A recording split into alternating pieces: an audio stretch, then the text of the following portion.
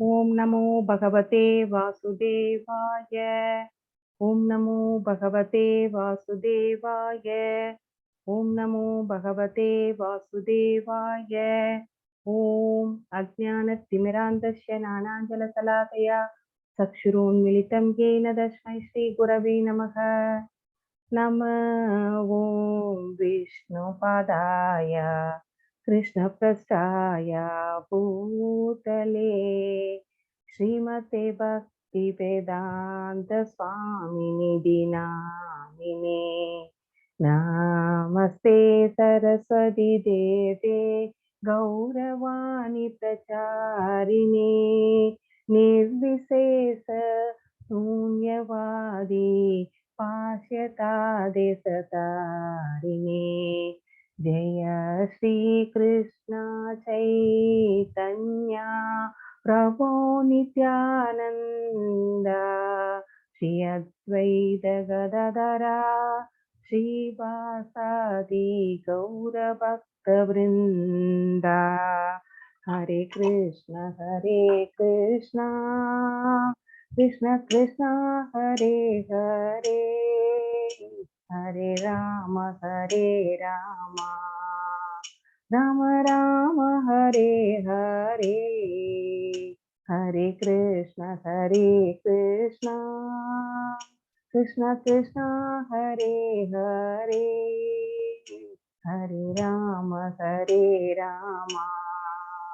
राम राम हरे हरे। हरे कृष्ण कृष्ण कृष्ण हरे हरे, हरे Ram Ram Ram Hare Hare. Hare Krishna devotees, மறுபடியும் உங்க எல்லோரையும் இந்த செஷனுக்கு வருக அப்படின்னு வரவேற்கிறேன். இன்னைக்கு நம்ம என்ன பார்க்க போறோம் அப்படிங்கறத நான் ஸ்கிரீன் ஷேர் பண்றேன், பாருங்க. என்னுடைய வாய்ஸ் ஆடிபிளா இருக்கா, கிளியரா இருக்கா மாதாஜி?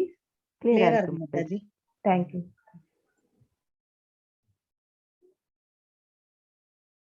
ஹரே கிருஷ்ணா.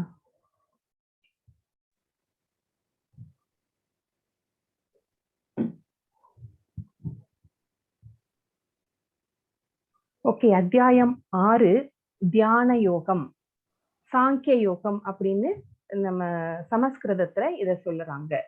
இந்த சாப்டர்ல பகவான் நம்மளுக்கு எதை பத்தி சொல்ல போகிறார் அப்படிங்கிறது இந்த பிக்சரை பார்க்கும்போதே நம்மளுக்கு தெரிஞ்சிருது.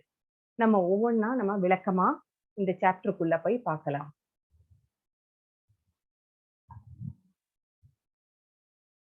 ஸ்ரீ ஸ்ரீ ராதா கோவிந்தர் இஸ்கான் மேங்களூருக்கு நம்முடைய பணிவான வணக்கங்களை சமர்ப்பித்து விட்டு இந்த செஷனுக்கு செல்லலாம்.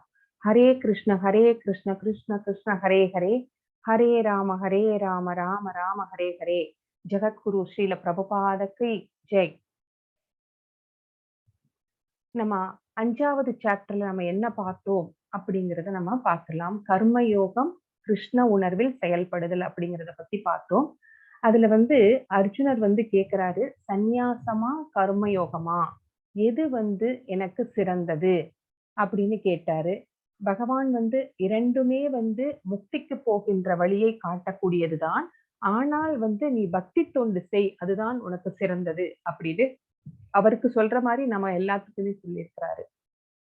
அடுத்தது கர்மயோகம், சந்நியாசம் அப்படின்னா என்ன அப்படிங்கிறதையும் நம்ம பார்த்தோம். சோ கர்மயோகோ விசிஷ்யதே. சோ கர்மயோகம் அப்படிங்கிறத பலன் நோக்கு செயல்படும் போது கிருஷ்ண உணர்வோடு செயல்பட வேண்டும். சந்நியாசத்துல எல்லாமே நம்ம துறந்துருவோம், துறந்துட்டு பலன்களை கூட பகவானுக்கே அர்ப்பணித்து விடுகிறோம். அடுத்தது நிஷ்காம கர்மா அப்படின்னா என்ன அப்படிங்கிறத பார்த்தோம். இந்த லோக சேமத்துக்காகவே தனக்குன்னு எதுவுமே வச்சுக்காம, எதையுமே எதிர்பார்க்காம, எல்லாமே இந்த லோக சேமத்துக்காக யோகிகளும் ஞானிகளும் ஆச்சாரியர்களும் அவங்கதான் நிஷ்காம கர்மா செய்யறாங்க. நம்ம எல்லாம் சகாம கர்மா அப்படிங்கிற அடுத்த லெவல்ல தான் நம்ம இருப்போம். ஏன்னா நம்ம இல்லறத்துல இருக்கிறோம், நம்முடைய பிள்ளை குட்டிகளுக்காக நம்ம வந்து ஏதோ நம்மனால முடிஞ்சதை செய்யணும், அவங்கள வந்து ஒரு நல்ல நிலைக்கு கொண்டு வரணும், படிக்க வைக்கணும், ஒரு நல்ல லைஃப்ப செட்டில் பண்ணி கொடுக்கணும் அப்படின்னு அவங்களுக்கு நாளைக்கு ஏதாவது யூஸ் ஆகுற மாதிரி ஏதாவது சேர்த்து வைக்கணும் அப்படிங்கிற மாதிரி எல்லாம் நம்ம இருப்போம். நம்மனால வந்து நிஷ்காம கர்மா வந்து யோகிகள் மாதிரி ஆச்சாரியர்கள் மாதிரி செய்ய முடியல. சோ அடுத்த லெவல்ல நம்ம சகாம கர்மா செஞ்சுட்டு இருக்கிறோம். சோ இந்த மாதிரி செய்யும் போது கிருஷ்ண உணர்விலோடு செயல்பட்டால் அவர் வந்து கர்மயோகி அப்படின்னு பார்த்தோம். தான் சம்பாதிக்கிறத வந்து தனக்கு மட்டுமே அப்படின்னு நினைச்சா அவர்கள் வந்து கர்மிகள் அப்படிங்கிறதையும் பார்த்தோம். சோ இந்த மாதிரி பலன் நோக்கு செயல்படும் போது நம்ம வந்து பந்தத்தில் மாட்டிக்கொண்டு விடுகிறோம். சோ எப்பெல்லாம் வந்து நான் தனக்கு அப்படின்னு இந்த பௌதீக பந்தத்தில் வந்து ஈடுபட்டு இருக்கிறோமோ நமக்கு வந்து அடுத்த பிறவி கண்டிப்பா நிச்சயம் அப்படிங்கிறதும் நம்மளுக்கு தெரியுது. அப்போ எந்த கர்மா செய்தால் நம்ம வந்து இந்த பந்தத்திலிருந்து விடுதலை அடைவோம் அப்படின்னா நிஷ்காம கர்மா. ஸோ ரொம்ப எனக்கு இது வேணும் அது வேணும் என்ன நம்ம என்ன சம்பாதிச்சாலும் சரி நம்ம வந்து எதுவுமே எடுத்துட்டு போக போறது கிடையாது. ஸோ நெப்போலியன் எடுத்துக்கோங்க. அவர் வந்து எத்தனை நாடுகளை வந்து போரிட்டு வென்றார். ஆனா கடைசியில அவர் இறந்து போகும்போது என்ன நடந்தது அப்படின்னா அவர் என்ன சொல்லிட்டாரு, அவருடைய அந்த சவப்பெட்டியில இந்த 2 கைகளுக்கு நேரா 2 ஓட்டை போட சொல்லிட்டாரு. ஏன்னா 2 கைகளையும் வந்து வெளியில தொங்க விட்டுட்டாரு. அவர் இறந்ததுக்கு அப்புறமா என்னுடைய கைகளை வந்து வெளியில தொங்க விட்டுடுங்க அப்படின்னு சொல்லிட்டாரு. இதன் மூலமா அவர் எதை வந்து சொல்ல வருகிறார் அப்படின்னா, நான் போகும்போது நான் வென்றெடுத்த எதையுமே எடுத்துக்கொண்டு போகவில்லை அப்படிங்கறதுதான் வந்து காமிக்கிறாரு. வெறும் கையோட தான் வந்தேன், வெறும் கையோட தான் போறேன் அப்படிங்கறதுதான் காமிக்கிறாரு. அப்போ இதுல இருந்து நம்மளுக்கு பெரிய உண்மை தெரிகிறது. நம்ம வெறுமனே வந்தோம், வெறுமனே போறோம். சோ நம்ம சம்பாதிக்கிற எதுவாக இருந்தாலும் சரி நம்ம இங்க தான் விட்டுட்டு போறோம். அப்ப எதுக்காக வந்து நம்ம வந்து ஒரு கழுத மாதிரி வந்து அடுத்து அடுத்து அடுத்து இந்த சொத்து அடுத்த இன்னொரு சொத்து 10 தலைமுறைக்கு சொத்து சேர்த்து வைக்க வேண்டிய அவசியமே இல்லை. கழுதை என்ன பண்ணும்னா அந்த அவன் அந்த அவன் வச்சிருக்கான் பாத்தீங்களா ஓனர் வந்து அது மேல பொதிய ஏத்திக்கிட்டே இருப்பான். அதுவும் வந்து சுமந்துகிட்டு போயிட்டே இருக்கும். நாளெல்லாம் சுமக்கும். எதுக்காக? ஒரு கட்டு புல்லுக்காக தான் அது வந்து சுமந்துட்டு இருக்குது. அதுக்கு தெரியல தன்னை வந்து ஃப்ரீயா விட்டா அதுவே வந்து மேய்ஞ்சு தன்னுடைய வயித்தை நிரப்பிக் கொள்ளும். ஆனா அந்த அறியாமையில இருக்கிறதுனால அதுக்கு தெரியல. அந்த மாதிரி நம்ம வந்து இந்த ஏதோ நம்மனால முடிஞ்சது குழந்தைங்களுக்கு கொஞ்சம் சேர்த்து வச்சுட்டு நம்மளுக்கு வேணும் பணம் இல்லாம நம்மளால இருக்க முடியாது. நம்மளுக்கு நாளைக்கு உடம்புக்கு வந்துட்டா நம்மள யாருக்கிட்டையும் நம்ம டிபெண்ட் பண்ணி இருக்க கூடாது. அந்த அளவுக்கு போதும். ரொம்ப பேராசைப்பட்டு ரொம்ப வந்து நம்ம உடலை வருத்திக் கொண்டு நம்ம வந்து செய்ய வேண்டுவது இல்லை. ஏதோ கொஞ்சம் சம்பாதிச்சுட்டு அதுக்கப்புறமா வந்து நம்ம வந்து இறை தொண்டுக்கு வந்துரணும். சோ அதுதான் அப்பதான் வந்து நம்மனால நிஷ்காம கர்மா பண்ண முடியும். சோ அடுத்தது 4ல என்ன சொல்றாரு? கிருஷ்ணர் மீது கவனம் செலுத்துவதன் மூலம் விடுதலை அடைய முடியும். சோ பக்தி தொண்டு செய்வதனால் மட்டுமே பகவானை அடைய முடியும் அப்படின்னு நேத்து வந்து அந்த 5வது சாப்டர்ல நம்ம பார்த்தோம். இப்ப 6வது சாப்டர்னுடைய சுருக்கம் இங்க கொடுத்திருக்காங்க. அஷ்டாங்க யோகம்னா என்ன? அதுல எப்படி முன்னேறுவது? அப்படின்னு சொல்லப் போறாங்க. சோ அஷ்டாங்க யோகத்தின் நிலைகள் என்னென்ன? அப்படின்னு அதுல வந்து 8 நிலைகள் இருக்கு. அதெல்லாம் என்ன அப்படின்னு நம்ம பார்க்க போறோம். ஏன் மனதை கட்டுப்படுத்த வேண்டும்? மனசை கட்டுப்படுத்தலைன்னா என்ன ஆகும்? அப்படிங்கிறதையும் நம்ம பார்க்க போறோம். சோ அஷ்டாங்க யோகாவில் முன்னேறுதல் அப்படின்னா சமபுத்திர் விவஸ்யதே அப்படிங்கிறது முக்கியமான வார்த்தை. அஷ்டாங்க யோகத்தின் நிலைகள் ரகசி ஸ்திதா. சோ ஏன் மனதை கட்டுப்படுத்த வேண்டும்? அப்பியாசேன து கௌந்தேய. சோ அப்பியாசம் அப்பியாசம் அப்படின்னா பயிற்சின்னு அர்த்தம். சோ இது என்னன்னு பின்னாடி அந்த ஸ்லோகம் வரும்போது பார்க்கலாம். தோல்வியுற்ற யோகியின் இலக்கு. சோ இந்த மாதிரி யோகம் எல்லாம் செய்யும் போது ஒரு யோகி வந்து தோல்வி அடைந்து விட்டால் அவனுடைய நிலை என்னவாகும் அப்படின்னு பகவான் கிட்ட வந்து அர்ஜுனர் கேட்கிறாரு. சுசீனாம் சம் சம் சம்ரீ சம்ரீதீனாம் கேகே. சோ பக்தி யோகி மிக உயர்ந்த யோகா. சோ யோகங்களிலே மிக உயர்ந்த யோகம் எது அப்படின்னு நிறைய யோகங்கள் இருக்கு இல்லைங்களா? கர்ம யோகா இருக்கு, ஞான யோகா இருக்கு, சோ அஷ்டாங்க யோகா இருக்கு. இந்த யோகங்களிலே வந்து எது சிறந்தது அப்படின்னு பார்த்தோம்னா பக்தி யோகமே மிகச்சிறந்தது அப்படின்னு பகவான் சொல்றாரு. யுக்த மனோ மதகா அப்படின்னு சொல்றாரு. இதெல்லாம் என்ன அப்படின்னு விரிவாக பார்க்கலாம்.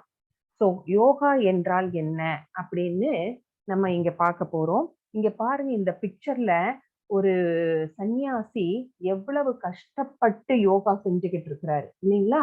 சோ இந்த யோகாக்கும் நம்ம பகவான் பகவத்கீதையில சொல்லி இருக்கிற யோகாவும் ரொம்ப ரொம்ப டிஃப்ரெண்ட். இப்போ இங்க நம்ம இந்த கலிகாலத்துல இப்போ யோகா அப்படின்னு சொல்றவங்க எல்லாமே கமர்ஷியலா தான் சம்பாதிக்க வேண்டும் அப்படிங்கிறதுக்காக சொல்லி தருகின்ற பிசிக்கல் எக்ஸசைஸ் தான் இப்ப சொல்லி கொடுக்கிற யோகா.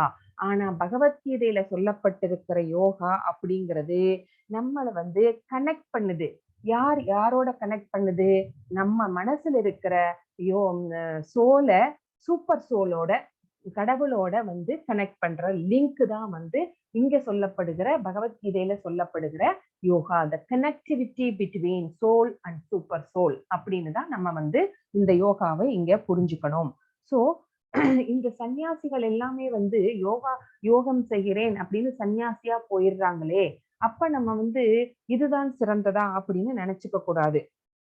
பகவானே சொல்லிட்டாரு, சந்நியாசம் உனக்கு ஏற்றதல்ல அர்ஜுனா, நீ போய் கர்ம யோகம் பண்ணு அப்படின்னு சொன்னாரு. பக்தி யோகமே பெஸ்ட் அப்படின்னு சொல்லிட்டாரு.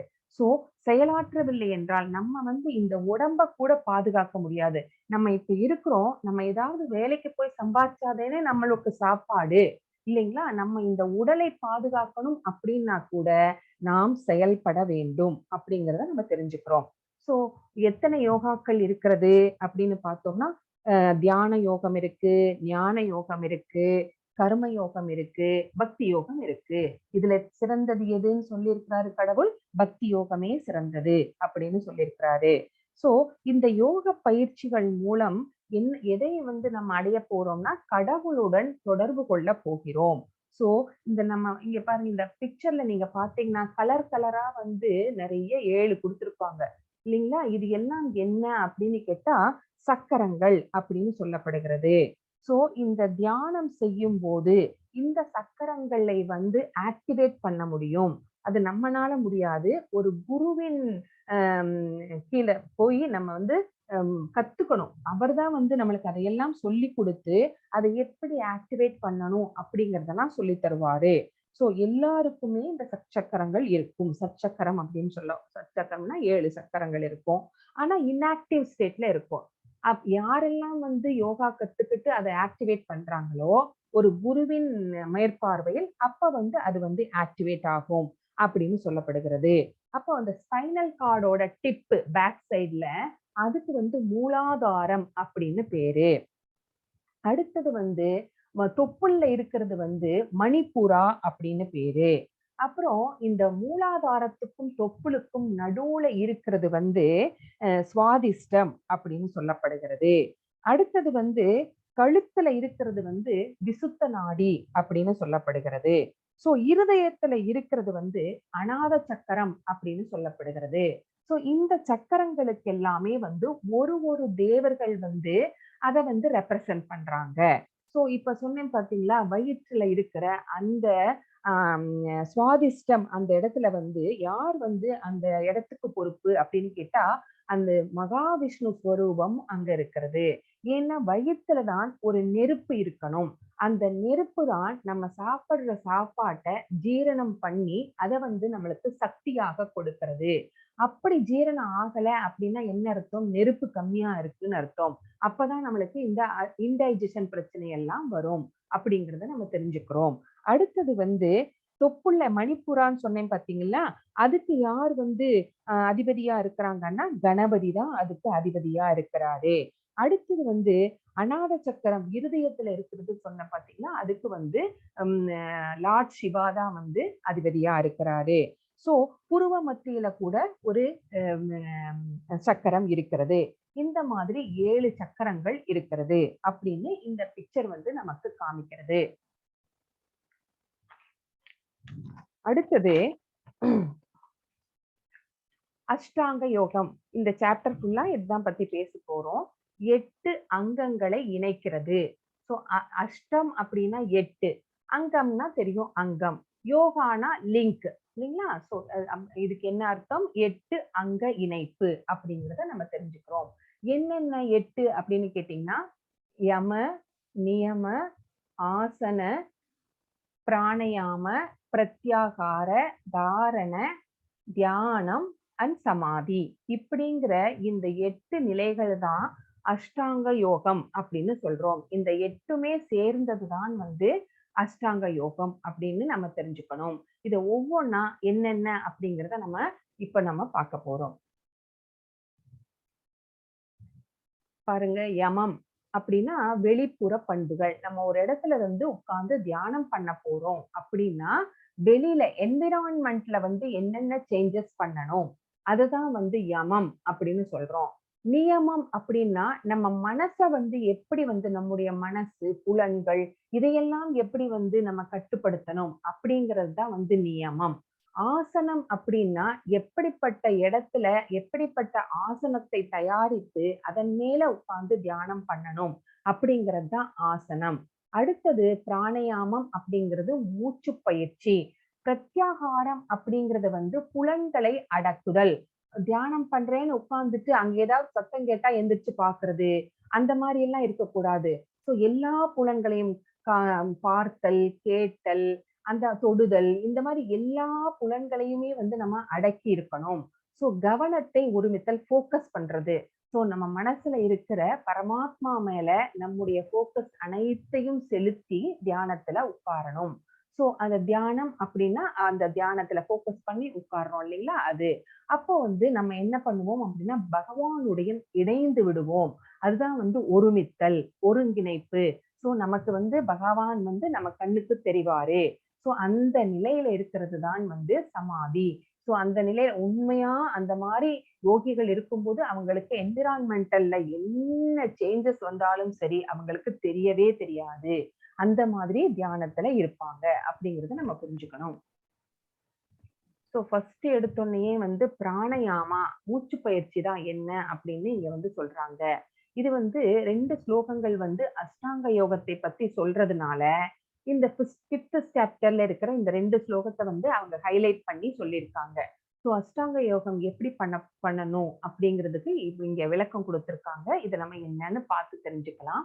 ஸ்பர்ஷான் கிருத்வா பகிர்பாம்யாம் சக்ஷுஸ்தைவாந்தரே ப்ருவோ பிராணாபானௌ சமக்ருத்வா நாசாபயந்தரசாரிணோ யதேந்திரியமனோ புத்திர் முனிர்மோக்ஷபராயண விகதேச்சா பயக்ரோதோ யசதா முக்த ஏவசக.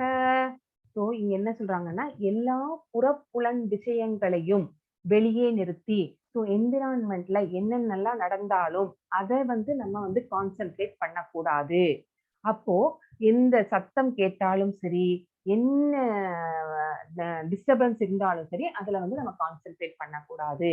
அப்போ புருவ மத்தியில் கண்களையும், சோ நம்மளுடைய கண்கள் எங்க இருக்கணும், 2 புருவங்களுக்கு மத்தியில் பார்த்து கொண்டிருக்கணும்.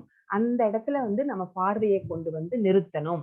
அப்போ நாசிக்குள் உள் வெளி சுவாசங்களை நிறுத்தி, நீங்க பிராணயாமம் யோகா பண்றவங்களுக்கு தெரியும் இல்லைங்களா, உள் சுவாசம் வெளி சுவாசம் இல்லைங்களா. அது ஒரு மூக்கை அடைச்சுக்கிட்டு இன்னொரு மூக்கால இன்ஹேல் பண்ணுவாங்க, அப்புறம் எக்ஸ்ஹேல் பண்ணுவாங்க இல்லைங்களா. இன்னும் அப்ப மாத்தி மாத்தி பண்ணுவாங்க. சோ அந்த மாதிரி உள் வெளி சுவாசங்களை நிறுத்தி சோ மனம், புலன்கள், அறிவு இவற்றை கட்டுப்படுத்தக்கூடிய முக்தியை விரும்பும் ஆன்மீகவாதி ஆசை, பயம், கோபம் இவற்றிலிருந்து விடுபடுகிறான்.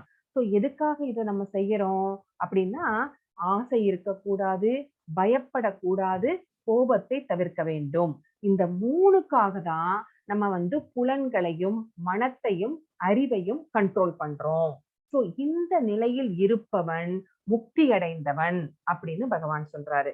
சோ எதுக்காக இதெல்லாம் செய்யறோம், நம்ம ஆசை, பயம், கோபம் இந்த 3ஐயும் கண்ட்ரோல் பண்ணுவதற்காகவே இந்த யோகம், இந்த பிராணயாமா அப்படிங்கிற இந்த யோகத்தை நம்ம செய்யறோம்.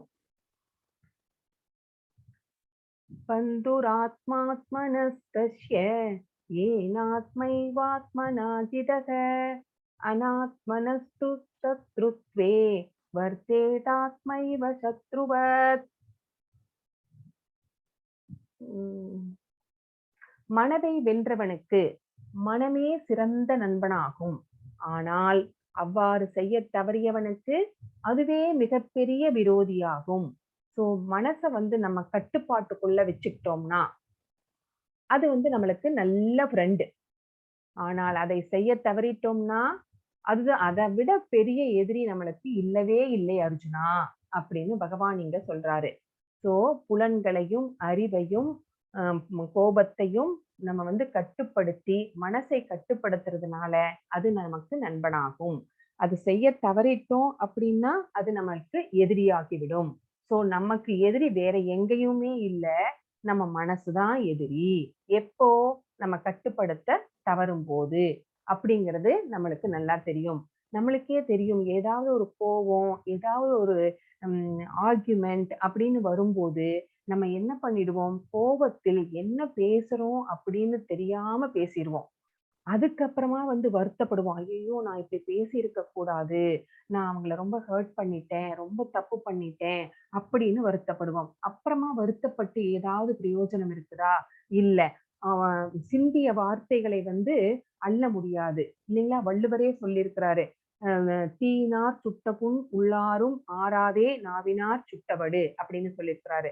சோ அந்த தீயில சுட்டா கூட அந்த புண்ணு கூட ஆறிரும். ஆனா நம்ம சொல்லுகின்ற சொற்கள் வந்து ஆறவே அது வந்து அவங்களுடைய மனசில் வந்து ஒரு வடுவாக தங்கிவிடும். அந்த தழும்ப வந்து மாத்தவே முடியாது, மறைக்கவே முடியாது, ஆறவே ஆறாது. அதனாலதான் வந்து நம்முடைய வார்த்தைகளை வந்து மிக மிக மிக மிக தேர்ந்தெடுத்து பேச வேண்டும். ஏன் அப்படின்னு கேட்டா, நாம் பேசுகின்ற ஒவ்வொரு சொல்லுக்கும் வைப்ரேஷன்ஸ் இருக்கிறது. அந்த வைப்ரேஷன்ஸ் வந்து அவங்களையும் பாதிக்கும், நம்மளையும் பாதிக்கும் அப்படிங்கறது வந்து நம்ம தெரிஞ்சுக்கணும்.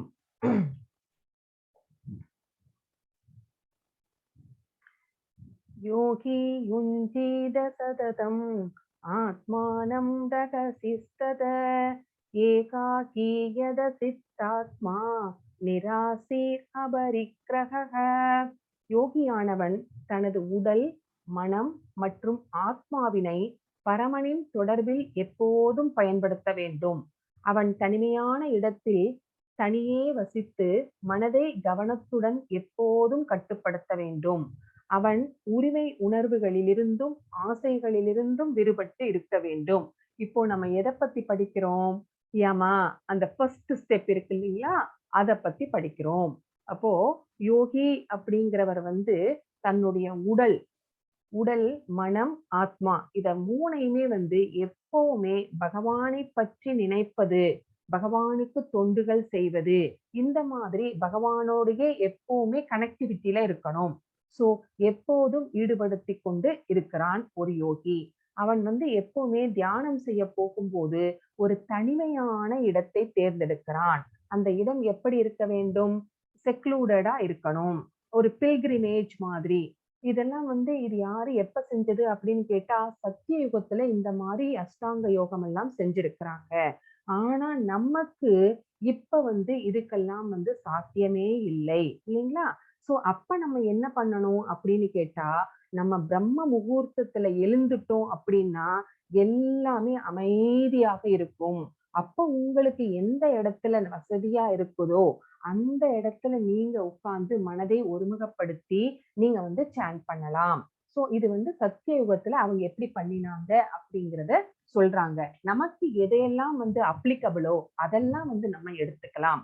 சோ ஒரு தனிமையான இடத்தில் தனியே வசித்து மனதை கவனத்துடன் எப்போதும் கட்டுப்படுத்த வேண்டும். மனதை வந்து அலைபாய விடக்கூடாது. மனசு சொல்லும், அதை கேளு, இதை செய்யி, அப்படியெல்லாம் சொல்லும். அந்த மாதிரி எல்லாம் விடக்கூடாது. அதை வந்து நம்ம வந்து கடிவாளத்தை வந்து நம்ம கையில வச்சுட்டு இருக்கணும். சோ அவன் உரிமை உணர்வுகளிலிருந்தும் ஆசைகளிலிருந்தும் விடுபட்டு இருக்க வேண்டும். உரிமை உணர்வுனா இது என்னோடது, இது என்னுடைய வீடு, ஓனர்ஷிப், ப்ரொப்ரைட்டர்ஷிப் எல்லாமே வந்து பகவானுக்கு சொந்தமானது. இது வந்து நான் கொஞ்ச நாள் இந்த இடத்துல வசிச்சுட்டு நான் இந்த உடலை விட்ட பின் நான் போய் விடுவேன், நான் மறைந்து விடுவேன் அப்படிங்கிற எண்ணத்தோட தான் நம்ம வந்து இருக்கணும். நம்மளுக்கு வந்து ப்ரொப்ரைட்டர்ஷிப்பே இருக்கக்கூடாது, ஓனர்ஷிப்பே இருக்கக்கூடாது. எல்லாமே பகவானுடைய சொத்து, எல்லாமே பகவானுடைய அந்த கைங்கரியங்களில் தான் ஈடுபடுத்தப்பட வேண்டும் அப்படிங்கிற எண்ணத்தோட இருக்கணும். ஆசைகளிலிருந்து விடுபட்டு இருக்க வேண்டும். சோ ஆசையே எல்லாத்துக்கும் காரணம் அப்படிங்கறது நம்ம முன்னாடி சாப்டர்கள்ல எல்லாம் நம்ம பார்த்தோம் இல்லைங்களா? அந்த சைக்கிள் உங்களுக்கு ஞாபகத்துக்கு வரும்னு நினைக்கிறேன். ஒரு பொருளை பார்ப்பதன் மூலமாகவே அதன் மேல ஒரு அட்டாச்மெண்ட் வருது. அப்புறமா ஆசையை வளர்த்துக்கிறோம், பேராசைப்படுகிறோம். அது கிடைக்கலன்னா கோபம் வருது, மயக்கம் அப்படிங்கிற அந்த சைக்கிள் உங்களுக்கு ஞாபகத்துக்கு வந்திருக்கும்னு நினைக்கிறேன். சோ அந்த ஆசைகளிலிருந்து அவங்கள் அந்த யோகி அப்படிங்கிறவர் விடுபட்டு இருக்க வேண்டும். சோ மனதை எப்போதும் கட்டுப்படுத்த வேண்டும். உரிமை உணர்வு இருக்கக்கூடாது. ஆசைகள் இல்லாமல் இருக்க வேண்டும். சோ மனதை கட்டுப்படுத்தணும் அப்படின்னா, எப்படி மனதை கட்டுப்படுத்துவது அப்படிங்கிறதுக்கு நான் ஒரு உதாரணம் சொல்லப் போறேன். ஒரு ஒரு ஆசிரமம் இருந்தது. அதுல ஒரு முனிவர் வசித்து வந்தார். அப்ப வேறொருத்தர் அவர் ஆசிரமத்துக்கு வர்றார். வேறொரு முனிவர் அவர பார்க்க வர்றார். அப்போ அவருக்கு உணவு அளிக்க வேண்டும் அப்படின்னு இந்த ஆசிரமத்துல வசிக்கிற அந்த முனிவர் ஃபர்ஸ்ட் யோகி நினைக்கிறார். அப்ப அவர் ஒரு குரங்க வளர்த்துட்டு வர்றாரு. அப்போ அந்த குரங்க ஒரு குச்சி எடுத்து ஒரு அடி போடுறாரு. என் அடி போட்டு ஒரு இலைய எடுத்துட்டு போடு அப்படின்றாரு. அந்த குரங்கும் இலைய எடுத்துட்டு போடுது. இன்னொரு அடி அடிச்சு தண்ணி எடுத்துட்டு தண்ணி தெளின்னு சொல்றாரு. அதுவும் எடுத்துட்டு வைக்குது, தண்ணி தெளிக்கிறது. அடுத்தது சாதம் பரிமாறுன்னு சொல்ற ஒவ்வொன்னுத்துக்கும் ஒரு ஒரு அடி. ஒரு ஒரு அடி குடுத்து அவர் சொல்றாரு. அதுவும் செஞ்சுட்டு போய் உட்கார்ந்துக்குது. செஞ்சுட்டு போய் உட்கார்ந்துக்குது. சரிங்களா? அந்த மாரியே இருக்கும்போது, அந்த சாப்பிட உட்கார்ந்த முனிவர் கேட்கிறாரு, "நீங்க சொல்றதெல்லாம் அந்த குரங்கு செய்யுதே, அப்புறம் ஏன் நீங்க அடிக்கிறீங்க?" அப்படின்னு கேட்கிறாரு. "அப்படியா? அடிக்காதீங்க" அப்படின்னு சொல்றாரு. உடனே என்ன பண்ணிட்டாரு, அந்த ஃபர்ஸ்ட் யோகி, அந்த குச்சிய பாய்க்கடியில ஒளிச்சு வச்சுட்டாரு. இப்ப அந்த குரங்கு என்ன பண்ணுச்சு, சாப்பிட்டுட்டு இருக்கிற அந்த முனிவரோட தலை மேல ஏறி தோள் மேல உட்கார்ந்துக்குச்சு. உட்கார்ந்துட்டு பேன் பாக்குது. அப்புறம் அவருடைய இலையில அதனுடைய வால் இப்படி அப்படின்னு அசையுது. அத பார்த்தோனே சாப்பிடுறவருக்கு சாப்பிடவே தோணல. அப்புறம் என்ன பண்ணாரு, மறுபடியும் ஒரு குச்சி எடுத்து ஒரு அடி குடுக்குறாரு. அடி குடுத்தோனே அது மறுபடியும் ஓடி போய் உட்கார்ந்துக்குச்சு.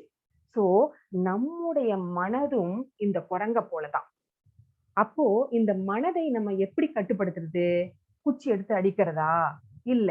என்ன பண்ணணும் அப்படின்னு கேட்டா, பகவத்கீதை, ஸ்ரீமத் பாகவதம் போன்ற இந்த வேதிக் லிட்டரேச்சர்களை நம்ம விடாமல் படிப்பதன் மூலமாகவும், சாண்டிங் பண்றதன் மூலமாகவும், சத்சங்கத்தில் இருப்பதன் மூலமாகவும், நம்முடைய மனதை நாம நம்ம கட்டுக்குள்ள, கண்ட்ரோல்ல நம்ம வைக்க முடியும். அப்படிங்கிறது தான் நான் இந்த கதை மூலமா சொல்ல விரும்பினேன். அடுத்தது ஆசனா அப்படின்னா என்னன்னு நம்ம பார்க்க போறோம். சு சுசௌ தேசே பிரதிஷ்டாப்ய ஸ்திரம் ஆசனமாத்மனः நாத்யுச்சரிதம் நாதிநீசம் சைலாஜின குஷோதரம் தத்ரைகாக்ரம் மனः கிருத்வா யதசித்தேந்திரிய க்ரியக உபவிஷ்யாசனே புஞ்சாத் யோகம் ஆத்ம விசுத்தையே. இங்க என்ன சொல்றார், ஆசனால என்ன அப்படின்னு பார்த்தோம்னா, யோகத்தை பயில்வதற்கு ஆசனத்தை எப்படி ரெடி பண்றது அப்படின்னு நம்ம இங்க பார்க்க போறோம். இதை பயில்வதற்கு தனிமையான இடத்திற்கு சென்று, சோ அப்போ சத்தியோகத்துல எல்லாம் காட்டுக்கு போவாங்க முனிவர்கள். இல்லைன்னா ஒரு பில்கிரிமேஜ், ஒரு யாத்திரை தலத்துக்கு போவாங்க. சோ அந்த இடத்துக்கு, தனிமையான இடத்துக்கு போய் அங்க ஒரு நிலத்தை தேர்ந்தெடுத்து, அந்த நிலத்தில் தர்ப்பை புல் அப்படிங்கிற அந்த தர்ப்பை புல்னா உங்களுக்கு தெரியும். அந்த புல்லை பரப்பி, அது பவித்திரமானது அந்த புல். சோ அந்த புல்லை பரப்பி, அதன் மேல ஒரு மான் தோலை போட்டு, அதன் மேல ஒரு மென்மையான துணியால் அதை மறைக்க வேண்டும். சோ இப்படிதான் ஆசனத்தை ரெடி பண்ண வேண்டும், உட்காருகிற இடத்தை. அந்த ஆசனம் அந்த இடத்தை தேர்ந்தெடுக்கிறோம் பாத்தீங்களா, அது ரொம்ப உயர்வாகவோ, தாழ்வாகவோ இல்லாமல் புனிதமான இடத்தில் அமைந்திருக்க வேண்டும். சோ சுத்தமான நல்ல இடம். அந்த மாதிரி புனிதமான இடமா தேர்ந்தெடுத்திருக்கணும். ரொம்ப ஹைட்டா இருக்கக்கூடாது, ரொம்ப லோவாவும் இருக்கக்கூடாது. இதன் மேல நல்ல ஸ்திரமாக அமர்ந்து, மனம், புலன்கள் மற்றும் செயல்களை கட்டுப்படுத்தி, மனதை ஒருமுகப்படுத்தி, இதயத்தை தூய்மைப்படுத்துவதற்காக யோகியானவன் யோகத்தை பயில வேண்டும். சோ இப்படி எப்படி ஏன் உட்கார்றோம்? மனசை தூய்மைப்படுத்துவதற்காக இந்த யோகத்தை இப்ப செய்யறோம். சோ இப்படி உட்கார்ந்து மனம், புலன்கள் எல்லாத்தையும் ஃபோக்கஸ்டா பகவான் மேலேயே நம்முடைய மனசை வந்து ஃபோக்கஸ் பண்ணணும். நம்முடைய புலன்கள் வந்து நம்ம கட்டுக்குள்ள இருக்கணும். இப்படி செய்யறதுனால நம்முடைய மனம் வந்து தூய்மை அடையும். எந்த இடத்துல பகவான் வந்து உட்காருவாரு?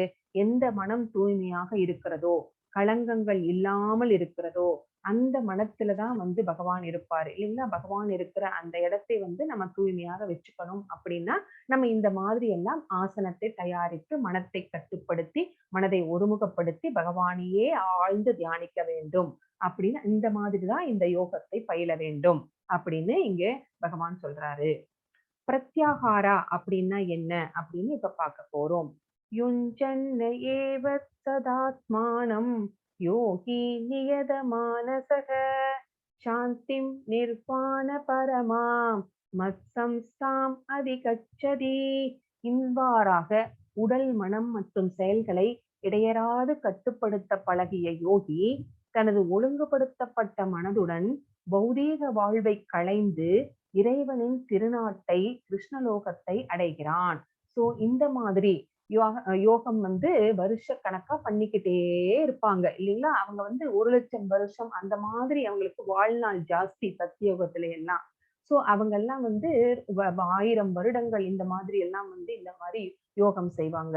சோ உடலையும், மனதையும், செயல்களையும் கட்டுப்படுத்தி இந்த மாதிரி அப்படியே ஒரு டிசிப்ளின்டா கொண்டு வந்துட்டாரு.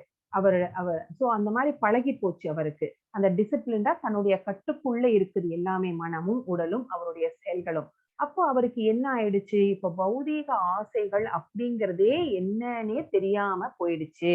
பௌதீகத்துல அவருக்கு எந்த ஆசையும் கிடையாது. இந்த மாதிரி யோகம் செய்கின்ற யோகி தன்னுடைய உடலை உகுத்த பின்பு பகவானுடைய கிருஷ்ணரோகத்தை அடைகிறான் அப்படின்னு இங்க சொல்றாரு பகவான்.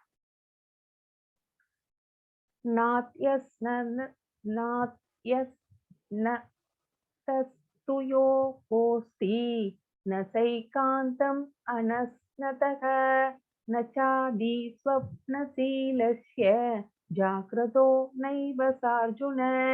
அர்ஜுனா, எவனொருவன் மிக அதிகமாக அல்லது மிக குறைவாக உண்கின்றானோ, மிக அதிகமாக அல்லது மிக குறைவாக உறங்குகின்றானோ, அத்தகையோன் யோகி ஆவதற்கு வாய்ப்பே இல்லை.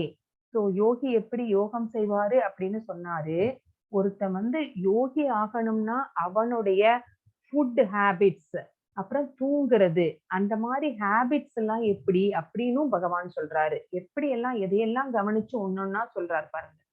எவன் ஒருவன் ரொம்ப ஜாஸ்தியா சாப்பிடுறவன் அவனும் யோகியாக முடியாது. ரொம்ப கம்மியா சாப்பிடுறவன் அவனும் யோகியாக முடியாது.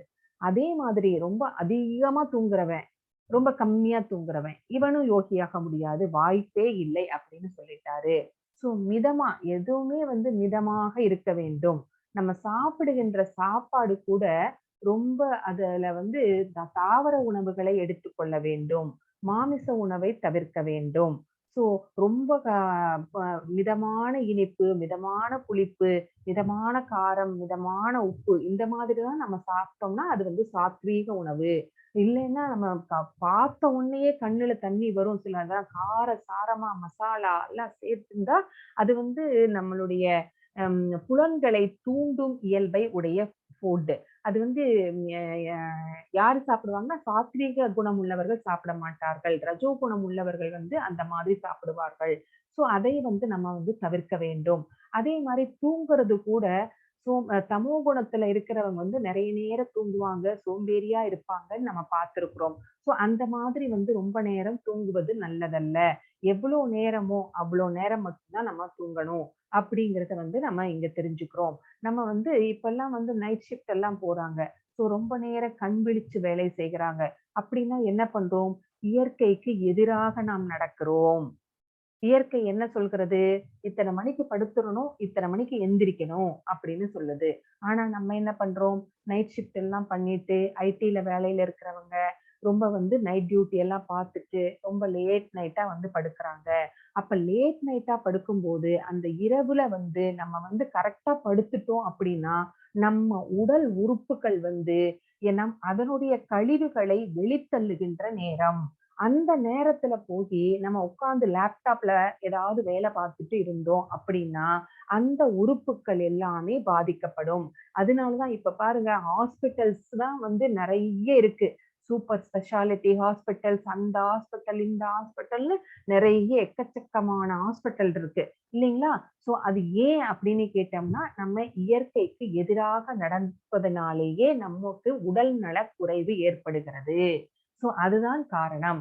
இயற்கையை வந்து மீறி நடக்கக்கூடாது. இயற்கையோடு இணைந்து நடக்கிற வாழ்வுதான் வந்து நமக்கு வந்து சுகாதாரமான, நம்ம வந்து ஆரோக்கியமான வாழ்வு. அடுத்தது நியமா அப்படின்னா என்னன்னு பார்க்கலாம்.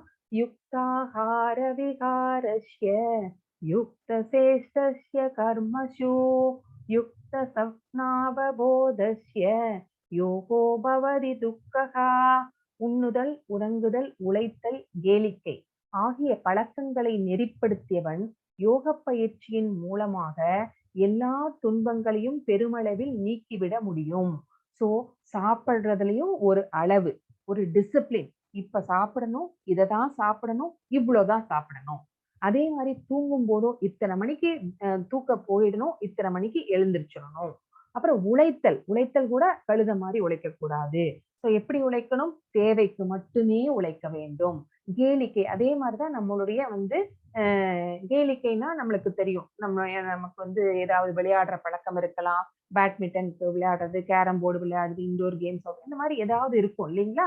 சிலருக்கு வந்து கவிதை எழுதுறது. சோ ஏதாவது ஒண்ணு இருக்கும் நம்மளுக்கு. அந்த மாதிரி அந்த பழக்கங்களையும் கூட நெறிப்படுத்தியவன் அப்படின்னா டிசிப்ளின்டு. அதுலயே உட்கார்ந்து இருக்க கூடாது. சோ அந்த மாதிரி நெறிப்படுத்தியவன் வந்து யோக பயிற்சி மூலமாக எல்லா துன்பங்களையும் பெருமளவில் நீக்கிவிட முடியும். சோ அவனுக்கு வந்து இந்த பௌதீக துன்பங்கள் எல்லாமே டிசிப்ளின்ல வச்சிருக்கான். அப்ப அவனுடைய மனசு கட்டுக்குள்ள இருக்குது. அவனுக்கு பயம் கிடையாது, கோபம் வராது. சோ அப்ப வந்து ஏதாவது பிரச்சனை வந்தா கூட அத வந்து எப்படி ஃபேஸ் பண்ணணும் அப்படிங்கிற அந்த ஞானம் அவனுக்கு இருக்கும். அதனால அவனுக்கு வருகிற துன்பங்கள் எல்லாமே வந்து துன்பமாகவே தெரியாது. இதெல்லாம் வரும், போகும். அத வந்து நம்ம எப்படி ஃபேஸ் பண்ணணும் அப்படிங்கிற அந்த ட்ரிக் அவருக்கு வந்து தெரிந்திருக்கிறது. அதுதான் வந்து நியமா அப்படின்னு சொல்லப்படுகிறது. தாரணா அப்படின்னா என்ன அப்படின்னா யதா விநியதம் சித்தம் ஆத்மன் ஏவாவதிஷ்டதே நிஸ்புக சர்வகாமேத்யோ யுக்த இத்யுச்யதே ததா. யோகியானவன் யோக பயிற்சியின் மூலமாக தனது மனதின் செயல்களை ஒழுங்குபடுத்தி எல்லா ஜட ஆசைகளிலிருந்தும் விடுபட்டு உன்னதத்தில் நிலை பெறும் போது யோகத்தில் நன்கு நிலை பெற்றவன் என்று கூறப்படுகிறான். சோ யார வந்து யோகின்னு பகவான் சொல்றாரு? சோ மனதனுடைய செயல்களை யாரெல்லாம் கட்டுப்படுத்துகிறார்களோ, யாருக்கு வந்து ஜட ஆசைகள் எதுவுமே இல்லையோ, அவர்கள் தான் வந்து எப்படி இருக்காங்க? ஒரு டிவைனிட்டில, ஒரு தெய்வீகமான நிலையில இருக்காங்க. அவர்களுடைய உடலும், மனதும், செயல்களும் எல்லாமே வந்து பகவானை நோக்கியே திருப்பி விடப்பட்டிருக்கிறது. சோ பகவான் என்ன செஞ்சாலும் பகவான் தான் அப்படிங்கிற அந்த ஞானம் வந்து அவருக்கு வாய்த்திருக்கிறது. சோ இப்படிப்பட்ட மனிதர்களைத்தான் வந்து யோகி, யோகத்தில் நிலை பெற்றவன் அப்படின்னு பகவான் வந்து டெஃபினிஷன் கொடுக்கிறாரு. ஒரு யோகினா எப்படி இருக்கணும் அப்படின்னு இந்த ஸ்லோகத்தின் மூலமாக நமக்கு சொல்றாரு. தியானா, தியானானா அந்த லாஸ்ட்க்கு முன்னாடி ஸ்டேஜ். யதா தீபோ நிவாதஸ்தோ நேங்கதே சோபமாம் ஸ்ருதா யோகினோ யத சித்தஸ்ய யுஞ்சதோ யோகமாத்மனஹ. காற்று வீசாத இடத்தில் உள்ள தீபம் அசையாமல் இருப்பதைப் போல மனதை அடக்கிய யோகியும் திவ்யமான ஆத்மாவின் மீதான தனது தியானத்தில் எப்போதும் ஸ்திரமாக உள்ளான். சோ காற்று வீசாத இடத்துல ஒரு தீபத்தை ஏத்தி வச்சோம்னா அது ஆடாம அசையாம அந்த ஜோதி வந்து ரொம்ப இதுவா கான்ஸ்டன்டா எரிஞ்சிட்டு இருக்கும். அதே மாதிரிதான் ஒரு யோகி கூட அவனுடைய மனது எல்லாமே அடங்கி விட்டது. அவனுக்கு பௌதீக ஆசைகள் வந்து எதுவுமே கிடையாது. இப்ப மனசுக்குள்ள யார் இருக்காங்க, யாரை நோக்கி வந்து அவரு தியானம் பண்ணிட்டு இருக்கிறாரு அப்படின்னா 4 கரங்களுடன் சோ சங்கு சக்கர கதாஹஸ்தத்தோட இருக்கிற பரமாத்மாவின் மீது தன்னுடைய கவனம் முழுவதையும் செலுத்தி தியானத்தில் அமர்ந்திருக்கிறார், ஸ்திரமாக இருக்கிறார். அவரை வந்து எதுவுமே என்விரான்மெண்ட்ல நடக்கிற எதுவுமே வந்து டிஸ்டர்ப் பண்ண முடியாது. அந்த மாதிரி ஒரு தியானத்துல இருக்கிறார். எப்படி நம்ம துருவ மகாராஜாவோட ஸ்டோரி பார்த்தோம் இல்லைங்களா? அவர் வந்து 1 மாசத்துக்கு காற்றை மட்டுமே சாப்பிட்டுட்டு இருந்தாரு. அப்புறம் புல்ல மட்டுமே சாப்பிட்டுட்டு இருந்தாரு. அந்த மாதிரி தியானத்தில் இருக்கும்போது பகவானே வந்து அவர் முன்னாடி பிரத்யட்சமா நிக்கும்போது கூட அவர் வந்து தியானத்திலிருந்து கலையல. ஏன்னா அவருடைய ஃபோக்கஸ் வந்து தன்னுடைய மனதில் இருக்கிற பகவான் மேலேயே இருந்துச்சு. அப்போ மனதில் இருக்கிற பகவானை வந்து பகவான் வந்து துருவ மகாராஜாவோட மனசுல இருக்கிற பகவானை வந்து அழித்தார். சோ அப்பதான் வந்து அவர் கண்ணை திறந்து பார்த்தார். அப்பதான் ஆப்போசிட்ல பகவானே பிரதிட்சயமா இருக்கிறது அவருக்கு தெரிஞ்சது. அப்ப எவ்வளவு ஃபோக்கஸ்டா இருந்திருக்காங்க அப்படின்னு நீங்க பாருங்க. சோ இதுதான் வந்து தியானம் அப்படின்னு சொல்லப்படுகிறது. கடைசி இது வந்து சமாதி. சமாதி என்றழைக்கப்படும் பக்குவ நிலையில் மனம் யோக பயிற்சியின் மூலமாக ஜட செயல்களிலிருந்து முழுமையாக விலக்கப்படுகிறது. சோ சமாதி அப்படிங்கிற நிலைமைக்கு வந்துட்டோம்னா ஜட செயல்கள் எதுவுமே நம்ம செய்ய மாட்டோம்.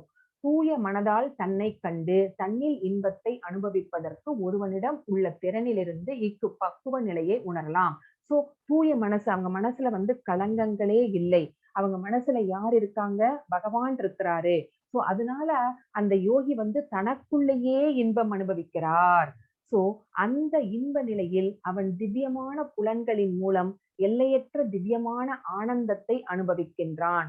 சோ அவனுடைய புலன்கள் எல்லாமே சோ நம்மளுக்கு என்னென்னலாம் இருக்கு? 9 கதவுகள் இருக்குது நம்மளுக்கு இல்லைங்களா?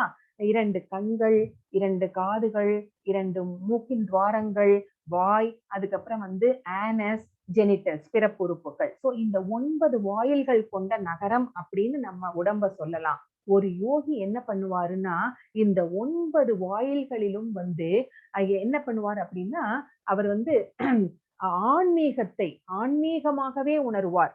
சோ அந்த அவருடைய எல்லா நினைப்பும், எல்லா புலன்களும் வந்து ஆன்மீகமாக மாறிவிடுகிறது. சோ அவர் வந்து தனக்குள்ளேயே பகவான் இருக்கிறதுனால, தனக்கும் பகவானுக்கும் உள்ள தொடர்பு இருக்கிறதுனால, அவர் வந்து ஒரு திவ்யமான நிலையில் இருக்கிறார். சோ அவர் வந்து ஆனந்தத்தை அனுபவிக்கிறார். இந்த மாதிரி நிலை பெற்றவன் உண்மையில் என்றும் வழுவுவதில்லை. அவங்க வந்து கீழே விழுகிறதே கிடையாது. மறுபடியும் பௌதீகத்துக்கு வரமாட்டாங்க. இதை விட உயர்ந்த லாபம் எதுவுமே கிடையாது. இதுதான் வந்து நிலையானது. மத்த எல்லாமே இந்த பௌதீக வாழ்க்கையில் கிடைக்கிற எல்லாமே வந்து தற்காலிகமானது. அப்படிங்கிற உண்மை வந்து அவங்களுக்கு புரிஞ்சிருக்கிறது. இந்த நிலையில் அமைந்தவன் மாபெரும் துயரங்களுக்கு மத்தியிலும் ஒருபோதும் அசைக்கப்படுவதில்லை. இந்த பௌதீகத்துல ஏதாவது துன்பங்கள் நேர்ந்தாலும் சரி, அவருக்கு ஏதாவது துன்பங்கள் நேர்ந்தாலும் சரி, அது எதுவுமே வந்து அவரை வந்து டிஸ்டர்ப் பண்ணாது. அப்படிங்கிறது தான் வந்து சமாதி நிலை அப்படின்னு சொல்லப்படுகிறது. இங்க பாருங்க ஃபோக்கஸ்னா என்ன அப்படிங்கிறத வந்து இங்க வந்து 3 படங்கள் மூலமாக விளக்குகிறாரு. துரோணர் வந்து பயிற்சி குடுக்குறாரு. இந்த ஸ்டோரி வந்து மாதாஜி உங்களுக்கு சொல்லியிருக்காங்க. கழுகினுடைய கண்ணை மட்டும் தான் தெரியுது அப்படின்னு வந்து அர்ஜுனன் சொல்லியிருப்பாரு. அ அ அதுதான் இங்க சொல்லியிருக்காங்க. ஒரு ஃபோக்கஸ் பண்றது அப்படின்னா இந்த மாரி இருக்கணும் அப்படின்னு. அதே மாரிதான் பாண்டவர்கள் வந்து 12 வருஷம் வந்து அஞ்ஞான வாசம் காட்டிலே வந்து ஒளிந்து வாழ வேண்டும். அப்போ அப்புறம் 1 வருஷம் வந்து வேற எங்கேயோ போயிருக்கணும். அந்த 1 வருஷத்துல யாராவது இவங்கள கண்டுபிடிச்சுட்டாங்கன்னா, மறுபடியும் 12 வருஷம் போயி காட்டுல வாழணும் அப்படிங்கிறதெல்லாம் ரொம்ப கொடுமை பண்ணினான் துரியோதனன். சோ அதையெல்லாம் வந்து வைராக்கியத்தோடு முடித்தார்கள். சோ எப்படியாவது நம்ம வந்து இதையெல்லாம் முடிச்சுட்டு நம்ம வந்து நம்ம நாட்டுக்கு போகணும் அப்படின்னு ஒரு வைராக்கியம் இருந்தது. சோ பகவானே சொல்றாரு, மனதை வந்து எப்படி அடக்க முடியும் அப்படின்னு கேட்டப்போ, நீ வந்து பயிற்சியின் மூலமாகவும், பற்றின்மையின் மூலமாகவும் அடக்கலாம் அர்ஜுனா அப்படின்னு சொன்னாரு. சோ டிட்டாச்மென்ட் எதுலயுமே ஆசை வைக்காம இருக்கணும் அப்படிங்கிறதுனால. சோ இங்க என்னன்னா திரௌபதியினுடைய சுயம்வரத்தின் போது என்ன நடந்தது அப்படின்னா, இங்க பாருங்க தண்ணி இருக்கா? தண்ணியோ என்னமோ கண்ணாடியோ இருக்கு. சரிங்களா? இதுல வந்து மேல வந்து ஒரு ஃபிஷ் வந்து சுத்திக்கிட்டே இருக்கு. அந்த மாதிரி ஏதோ ஒரு அமைப்பு செஞ்சிருக்காங்க. ஸோ கீழே தண்ணிய பார்த்துக்கிட்டே, தண்ணியில அந்த சுத்துகிற அந்த மீனை பார்த்துக்கிட்டே, அந்த மீனுடைய கண்ணுக்கு வந்து குறி வைக்கிறாரு அர்ஜுனர். ஸோ அவ்வளவு வலிமை வாய்ந்தவர், அவ்வளவு அழகாக வந்து தவறாமல் குறிபார்த்து வில் எய்யக்கூடிய அந்த திறமை வாய்ந்தவர். ஸோ ஃபோக்கஸ் அப்படின்னா இந்த மாரி இருக்கணும் அப்படின்னு இங்க பகவான் சொல்றாரு. ஸோ இங்க பாருங்க, சஞ்சலம் ஹீமன கிருஷ்ண பிரமாதி பலவத்ருடம் தஸ்யாகம் நிக்ரகம் மன்யே வாயோர் இவ சுதுஸ்கரம். கிருஷ்ணா, மனது அமைதியற்றதும் குழப்பம் நிறைந்ததும் அடங்காததும் சக்தி மிகுந்ததும் ஆயிற்றே. வீசும் காற்றை அடக்குவதை கூட மனதை அடக்குவது கடினமாக எனக்கு தோன்றுகிறது. ஸோ மறுபடியும் அர்ஜுனர் வந்து மனதை அடக்கு மனதை அடக்கு அப்படின்னு யோகிகள்லாம் மனதை அடக்குறாங்க அப்படின்னு சொல்றீங்களே, என்னோட மனசை அடக்க முடியலையே. என் மனசு எப்பவுமே வந்து கடல் அலை மாறி, கடல்ல எப்படி அலைகள் வீசிக்கொண்டே இருக்குமோ அந்த மாதிரி என்னோட மனசு வந்து அமைதி இல்லாம இருக்குது. எப்பவுமே ஒரு குழப்பமா இருக்குது. என்ன நான் சொன்ன பேச்சு கேட்கவே மாட்டேங்குது, அடங்க மாட்டேங்குது, சக்தி மிகுந்ததா இருக்குது. என்னுடைய அறிவை, புத்தியை எல்லாமே வந்து தாண்டி அது வந்து டாமினேட் பண்ணுது. அந்த மாதிரி இருக்குது. என்னால வந்து புயல் காற்றை கூட நான் அடக்கி விடுவேன். நம்மளும் கூட வந்து ஏர் பில்லோல காத்த அடைச்சிடலாம் இல்லைங்களா? சோ சோ இந்த மாதிரி காற்றை கூட என்னால் அடக்கி விட முடிகிறது. ஆனா வந்து என்னோட மனசை அடக்க முடியலையே கிருஷ்ணா அப்படின்னு வந்து கேட்கிறாரு. அதுக்கு பகவான் என்ன சொல்றாருன்னு பார்க்கலாம். ஸ்ரீ பகவானுவாச்ச असंशयं महाबाहो मनो दुर्निग्रहं चलम् अभ्यासेन तु कौन्तेय வைராக்கியேன குருஹ்யதே. பகவான் ஸ்ரீ கிருஷ்ணர் கூறினார், பலம் பொருந்திய புயங்களை உடைய குந்தியின் மகனே, அமைதியற்ற மனதை அடக்குவது சந்தேகமின்றி மிகவும் கடினமே. அவர் ஒத்துக்கிட்டாரு. சோ ஏதாவது உபாயம் சொல்ல போறாருன்னு நினைக்கிறேன் நம்மளுக்கு எல்லாத்துக்கும். சோ மனதை வந்து கட்டுப்படுத்துவது மிகவும் கஷ்டம்தான் அர்ஜுனா. ஆனால் தகுந்த பயிற்சியினாலும் பற்றின்மையினாலும் அது சாத்தியமாகும். சோ பயிற்சி பண்ணு அப்படிங்கிறாரு. Practice practice practice practice. So practice தான் முக்கியமான வழி. பிராக்டிஸ் பண்ண பண்ண பண்ண பண்ண மனது வந்து உன்னுடைய கட்டுக்குள் வந்து அடங்கிவிடும் அப்படின்னு சொல்றாரு. அப்புறம் இன்னொன்னும் சொல்றாரு, பற்றின்மையாலும் அப்படிங்கிறாரு. வைராக்கியேன, வைராக்கியேன அப்படின்னா சமஸ்கிருத வார்த்தை, அதுக்கு தமிழ் அர்த்தம் என்னன்னா பற்றின்மை. அதாவது டிட்டாச்சா இருங்க, ரொம்ப அட்டாச்சா இருக்காதீங்க அப்படிங்கிறாரு. எல்லாமே வந்து நம்மளுடைய கடமைக்காக செய்யுங்க. நம்ம ஒரு இல்லறவாசிகளாக இருக்கிறோம். நம்ம வந்து நம்மளுடைய கடமைகளை வந்து தட்டி கழிக்க முடியாது. நம்ம எல்லாம் வந்து பற்று பாசத்துக்கு அடங்கியவர்கள்.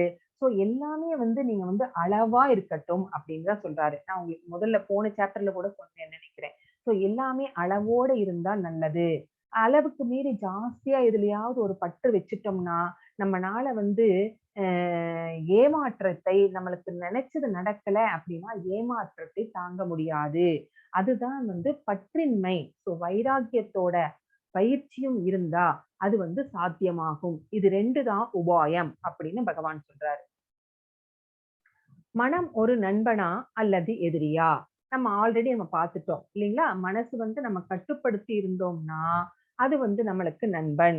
அதை கட்டுப்படுத்த தவறிட்டோம்னா அது நம்மளுக்கு எதிரி அப்படிங்கிறதையும் நம்ம பார்த்தோம். சோ இந்த மாதிரி யோகம் எல்லாம் செய்யறாங்க சொன்னோம் பாத்தீங்களா?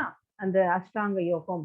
அந்த மாதிரி யோகம் செய்கின்ற போது ஒரு யோகி வந்து தவறிவிட்டால், யோகம் வெற்றியை அடைய தவறிவிட்டால் அவருடைய நிலை என்னவாகும் கிருஷ்ணா அப்படின்னு பகவான் கிட்ட வந்து அர்ஜுனர் கேட்கிறாரு. பிராபிய புண்ணிய கிருதாம் லோகான் உசித்வா சாஸ்வதி சமா சுசீனாம் ஸ்ரீமதாம் கே யோக பிரஷ்டோபிஜாயதே.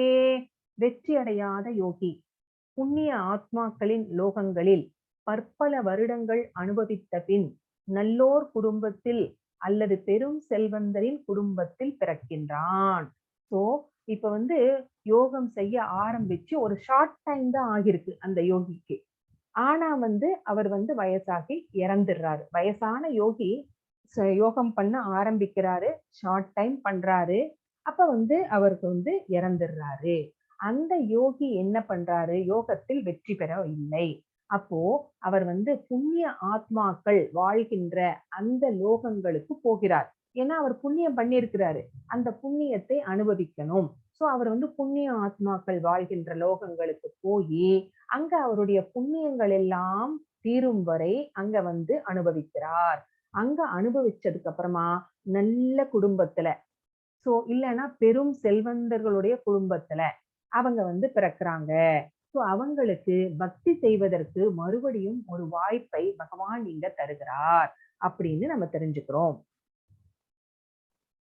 யோகாவில் வெற்றியடைய தவறும் ஒருவரின் இலக்கு என்ன?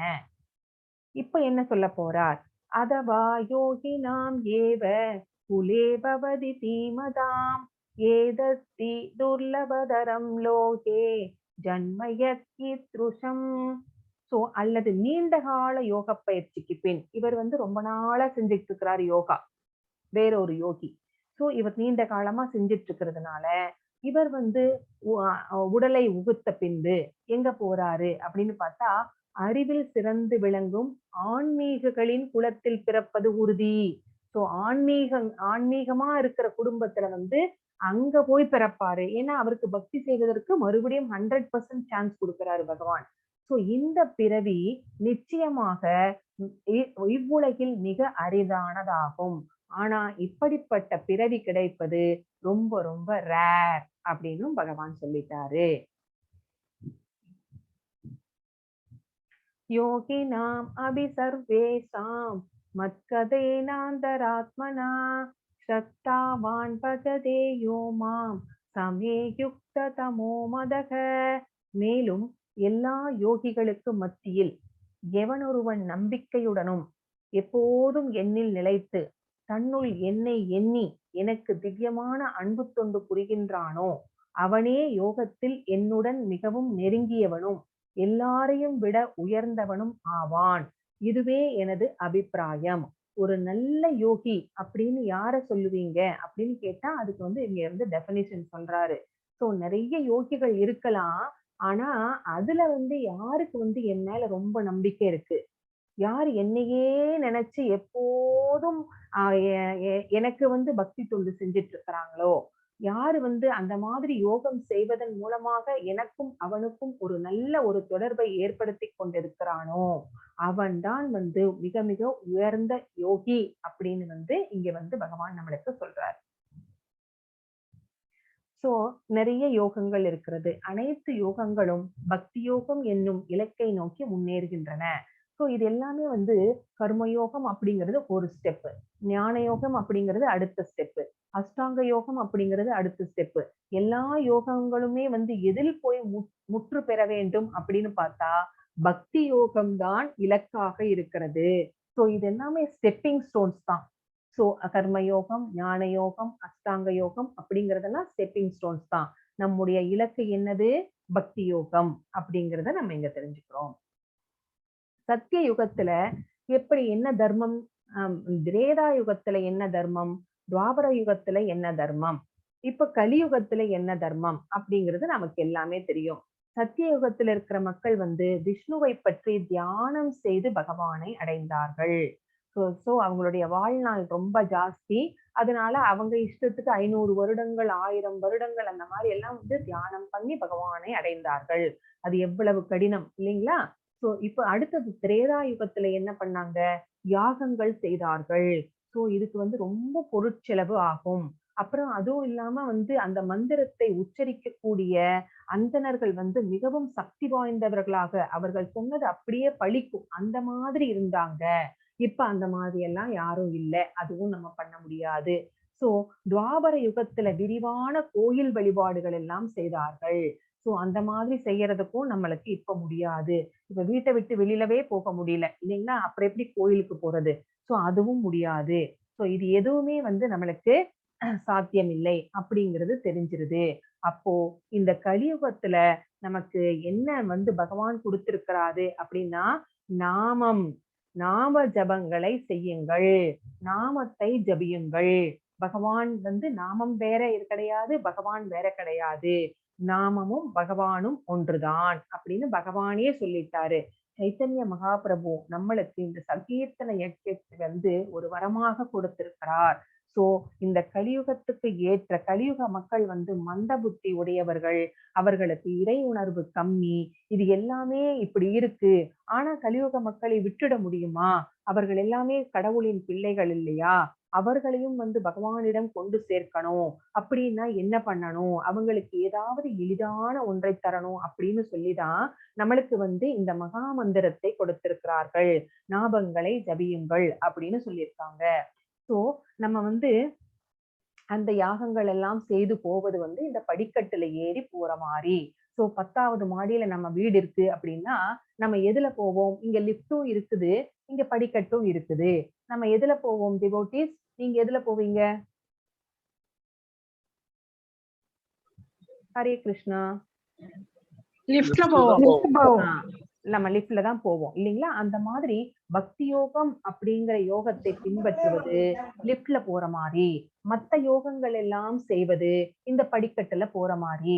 சோ இது நமக்கு தேவையில்லை. நமக்கு லிஃப்ட்லயே போய் சீக்கிரமா போலாம். சரிங்களா? அப்போ நம்ம வந்து பக்தி யோகம் அப்படிங்கிற அந்த யோகத்தை நம்ம வந்து கெட்டியா பிடிச்சுக்கணும்.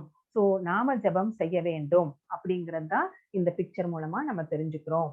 அடுத்தது நாம ஜபம் சங்கீர்த்தன். நம்ம ஏற்கனவே நம்ம பார்த்துட்டோம். இதுதான் வந்து நம்மளுடைய மகா மந்திரம். ஹரே கிருஷ்ண கிருஷ்ண கிருஷ்ண ஹரே ஹரே, ஹரே ராம ராம ராம ஹரே ஹரே. ஹரே அப்படின்னா என்ன அர்த்தம் அப்படின்னா ஸ்ரீமதி ராதா ராணி. கிருஷ்ணா அப்படின்னா தெரியும் கிருஷ்ணர். ஹரேன்னு சொல்லும் போது கிருஷ்ணர் ரொம்ப சந்தோஷப்படுறாரு. கிருஷ்ணான்னு சொல்லும் போது ராதாமா ரொம்ப ரொம்ப ரொம்ப சந்தோஷப்படுறாங்க. இதுல 16 வார்த்தைகள் இருக்கிறது. இங்க ராமா அப்படிங்கிறது வந்து பலராமரை குறிக்கிறது. சோ நம்ம ஃபாஸ்டா சொல்லும் போது ஹரே கிருஷ்ணா பேக்ரவுண்ட் நாய்ஸ் வருது. கோதை மாதாஜி, கோதை மாதாஜி மியூட் பண்ணிக்கோங்க. மியூட் பண்ண முடியலையே.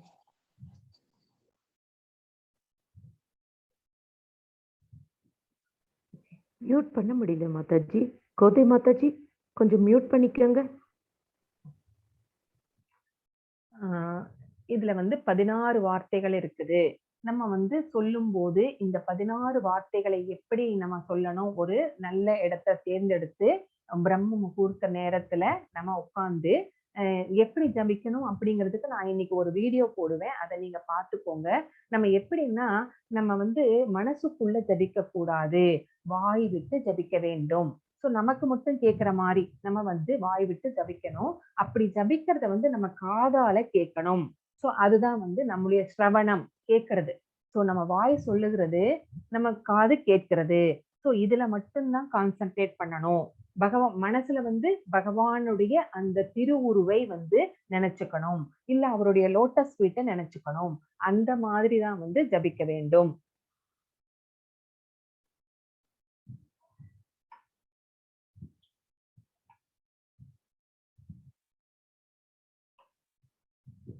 அடுத்தது இந்த இதுதான் வந்து மகாமந்திரம் அப்படின்னு நாங்க எப்படி ஒத்துக்கிறது அப்படின்னு ஒரு சந்தேகம் வரும் இல்லைங்களா? இது கலியுகத்துக்கான மந்திரமா? இவ்வளவு சிம்பிளா இருக்கே அப்படின்னா சந்தேகம் வந்தா அதுக்கு நிறைய வேத குறிப்புகள், வேதிக் லிட்ரேச்சர்ஸ்ல இருந்து நிறைய எவிடன்சஸ் கொடுத்திருக்கிறாங்க. சோ இதுதான் வந்து ஹோலி நேம்ஸ் அப்படிங்கிறதுக்காக நிறைய என்னென்ன கொடுத்திருக்காங்க அப்படின்னு பார்க்கலாம். கிருஷ்ணா யஜுர் வேதத்திலிருந்து களி சந்தாரண உபனிஷத் என்ன சொல்கிறது அப்படின்னு பார்த்தோம்னா, இதி சோடசகம் நாம் களி கல்மச நாசனம் நத வரதரோ உபயக சர்வ வேதேசு திருஷ்யதே. இதி சோடசகம் மறுபடியும் அதே தான் ரிப்பீட் பண்ணியிருக்காங்க. ஸோ என்ன மீனிங் அப்படின்னு பார்த்தா, அனைத்து வேத இலக்கியங்களையும் தேடினதுக்கு அப்புறமா கிருஷ்ணரின் கோஷத்தை, கிருஷ்ணருடைய அந்த நாமத்தை, அதை விட இந்த வயதிற்கு, இந்த வயதுன்னா இந்த கலியுகத்திற்கு அப்படின்னு எடுத்துக்கணும். ஒரு மதத்தின் முறையை, மதம்னா இங்க வந்து தர்மம் அப்படின்னு எடுத்துக்கணும், மிக உயர்ந்ததாக கண்டுபிடிக்க முடியாது. சோ மிக உயர்ந்த தர்மம், இந்த கலியுகத்துக்கு ஏற்ற தர்மம் எது அப்படின்னு கேட்டா அந்த மகாமந்திரம் தான் அப்படின்னு யார் சொல்றாங்க? களிச்சந்தாரண உபனிஷத். 108 உபனிஷத் இருக்கிறது இல்லைங்களா?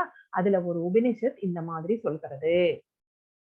அடுத்தது ஸ்ரீ சைத்தன்ய சரிதாமிரதம் ஆதிலீலா 17.21 என்ன செய்கிறது அப்படின்னு பார்த்தோம்னா, ஹரேர் நாம ஹரேர் நாமைவ கேவலம் கலௌ நாஸ்தியேவ நாஸ்தியேவ நாஸ்தியேவ கதிர் அந்யதா. நாஸ்தியேவ அப்படின்னா வேற வழி இல்லை அப்படின்றாங்க. இந்த கலியுகத்துல இந்த கலியுகம் எப்படிப்பட்டது, அதனுடைய தன்மைகள் என்ன? சண்டை, பாசாங்கு நிறைஞ்சது. சோ நம்ம முகத்துக்கு முன்னாடி ஒண்ணு பேசுவாங்க, நம்ம போனதுக்கு அப்புறமா நம்ம முதுகுக்கு பின்னாடி வேற ஒண்ணு பேசுவாங்க. இதுதான் கலியுகம். சோ இது சண்டைகள் நிறைந்தது, சச்சரவுகள் நிறைந்தது. சோ இந்த மாதிரி இந்த யுகத்துல நம்ம பிறந்துட்டோம். சோ நமக்கு இங்கிருந்து எப்படி விடுதலை கிடைக்கும் அப்படின்னா, அவருடைய பகவானுடைய கிருஷ்ணருடைய பரிசுத்தமான நாமங்களை உச்சரிப்பதை தவிர நம்மளுக்கு வேற வழி இல்லை, வேற வழி இல்லை, வேறு வழி இல்லை அப்படின்னு சொல்றாங்க. யாராவது சத்தியம் பண்ணும்போது பாத்தீங்கன்னா 3 தடவை சொல்லுவாங்க. அப்போ என்ன அர்த்தம் அப்படின்னா, வேத இலக்கியம் சொல்கிறது 3 தடவை சொன்னா இது சத்தியம் பண்றதுக்கு சமம் அப்படின்னு சொல்கிறது. சோ இங்க அதுதான் சொல்றாங்க, பகவானுடைய நாமத்தை தவிர நம்மளுக்கு வேற வழி இல்லை அப்படின்னு சொல்றது. வேத குறிப்புகள் கலேர்தோச நிதேராஜன் அஸ்தி ஹே ஹோ மகான் குண கீர்த்தனாத் ஏவ கிருஷ்ணஸ்ய முக்த சங்க பரம் விரஜேத். என் அன்பான ராஜா, கலியுகத்தில் குறைபாடுகள் நிறைந்திருந்தாலும் இந்த வயதை பற்றி இன்னும் ஒரு நல்ல குணம் இருக்கிறது. வெறுமனே ஹரே கிருஷ்ண மகாமந்திரத்தை உச்சரிப்பதன் மூலம் ஒருவர் பொருள் அடிமைத்தனத்திலிருந்து விடுபட்டு ஆழ்நிலை ராஜ்யத்திற்கு உயர்த்தப்படலாம். இது யார் சொல்றாங்க? ஸ்ரீமத் பாகவதம் 12.3.51 சொல்கிறது. ஸ்ரீமத் பாகவதம் யாரு பேசிக்கிறாங்க? சுகதேவ கோஸ்வாமி சுகமுனிவர் அன்பான ராஜான்னு யார சொல்றாங்க? பரீட்சித் மகாராஜுக்கு சொல்லிட்டு இருக்கிறாங்க. இந்த கலியுகம் குறைபாடுகள் நிறைந்ததுதான். இந்த வயதுன்னா இந்த கலியுகம், இந்த யுகம் அப்படின்னு நினைச்சுக்கணும். ஒரு நல்ல குணம் இருக்கிறது. என்ன இருக்கிறது? ஹரே கிருஷ்ண மகாமந்திரம் அப்படிங்கிற நல்ல குணம் நம்மளுக்கு கிடைத்திருக்கிறது. ரொம்ப எளிமை, ஆனா பலன் ரொம்ப ஜாஸ்தி. இதை ஒருத்தர் உச்சரிச்சுக்கிட்டே இருந்தா இந்த பௌதீக பந்தத்திலிருந்து விடுபட்டு விடுவார்கள். அப்போ பௌதீக பந்தத்திலிருந்து விடுபட்டு அவர்கள் அந்த தெய்வீக நிலைக்கு உயர்த்தப்படலாம். அவர்கள் ஸ்பிரிச்சுவலா முன்னேறுவதற்கு இந்த மகாமந்திரம் துணை செய்கிறது அப்படின்னு சொல்றாங்க. வேத குறிப்புகள் என்ன சொல்கிறது? யஜ்ஞானாம் ஜப யக்ஞோஸ்மி. கிருஷ்ணராகிய நான் யாகங்களின் என் பெயர்களை உச்சரிக்கும் ஜப யக்ஞம் ஆவேன். பகவானே சொல்லிட்டாரு, என்னோட பேர் நான் தான். என்னோட நாமம் வேற, என்னோட நான் வேற கிடையாது. நானே என்னுடைய பெயரே நான் அப்படிங்கிறாரு. சோ கிருஷ்ணராகிய நான் யாகங்களில் என் பெயர்களை உச்சரிக்கும் ஜபயக்னம் யாவேன். அப்போ நம்ம சாண்ட் பண்றோம் அப்படின்னா நம்ம ஒரு யக்னம் பண்ணுவதற்கு சமம், ஒரு யாகம் பண்ணுவதற்கு சமம் அப்படிங்கிறத நம்ம இங்க புரிஞ்சுக்கணும். இது பகவத்கீதை 10.25 இவர் பகவான் இப்படி சொல்றாரு. நாம்னாம் அகாரி பகுதா நிஜ சர்வ சக்தி தத்ரார்த்தித நியமிதா ஸ்மரணோ ந காலகா ஏதத் திரிசி தவா கிருபா பகவான் மாமாபி துர்தெய்வம் ஈதுருஷம் இஹாஜனி நானு ராகாஹா. என் ஆண்டவரே, கடவுளின் உயர்ந்த ஆளுமை உங்கள் புனித பெயரில் வாழும் நிறுவனத்திற்கு அனைத்து நல்ல அதிர்ஷ்டங்களும் உள்ளன. சோ பகவானுடைய பேர்ல எல்லா அதிர்ஷ்டங்களும் நிறைந்திருக்கின்றன. எனவே உங்களுக்கு தான் கிருஷ்ணா, கோவிந்தா போன்ற பல பெயர்கள் இருக்கின்றன. சோ கிருஷ்ணான்னு சொன்னாவே அது அதிர்ஷ்டம் நிறைந்தது, கோவிந்தான்னு சொன்னாவே அது எல்லா பலன்களையும் கொடுக்கக்கூடியது, எல்லா சந்தோஷங்களையும் வாரி வழங்கக்கூடியது. சோ உங்களுடைய பெயர்களை நீங்கள் முதலீடு செய்துள்ளீர்கள். சோ அவருடைய சக்தி அனைத்தையும் நம்ம என்ன பண்ணிருக்கோம்? டெபாசிட் பண்ணிருக்கோம். நம்ம பணத்தை கொண்டு போய் பேங்க்ல டெபாசிட் பண்றோம் பாத்தீங்களா? அந்த மாதிரி பகவான் அவருடைய சக்திகள் அனைத்தையுமே அவருடைய பெயர்கள்ல டெபாசிட் பண்ணி வச்சிருக்கிறாரு. முதலீடு செய்துள்ளீர்கள் மற்றும் அவற்றை நினைவில் கொள்ளுவதற்கு கடினமான மற்றும் வேகமான விதிகள் எதுவும் இல்லை. சோ உங்களுடைய பெயர்கள் ரொம்ப எளிமையானது. உங்களுடைய பெயர்களை நினைவில் கொள்ளுவது மிக மிக மிக மிக எளிதானது. அதற்கு எதுவுமே சட்ட திட்டங்கள் எல்லாம் கிடையாது. நீ இதை பண்ணிட்டு தான் நீ நாமம் சொல்லணும், அப்படியெல்லாம் எதுவுமே கிடையாது. நீங்க காலையில எந்திரிச்சு பிரம்ம முகூர்த்தத்துல ஃப்ரெஷ் அப் ஆயிட்டு குளிக்கணுங்கிறது கூட கிடையாது. ஃப்ரெஷ் அப் ஆயிட்டு உங்களுடைய காலை கடன்களை முடித்து விட்டு நீங்கள் ஜபம் செய்யலாம். பெண்கள் கூட விளக்காகி இருக்கும் போது கூட ஜபம் செய்யலாம் அப்படின்னு நம்மளுடைய ஸ்ரீல பிரபுபாதா நம்மளுக்கு இன்ஸ்ட்ரக்ஷன்ஸ் எல்லாம் கொடுத்திருக்கிறாரு.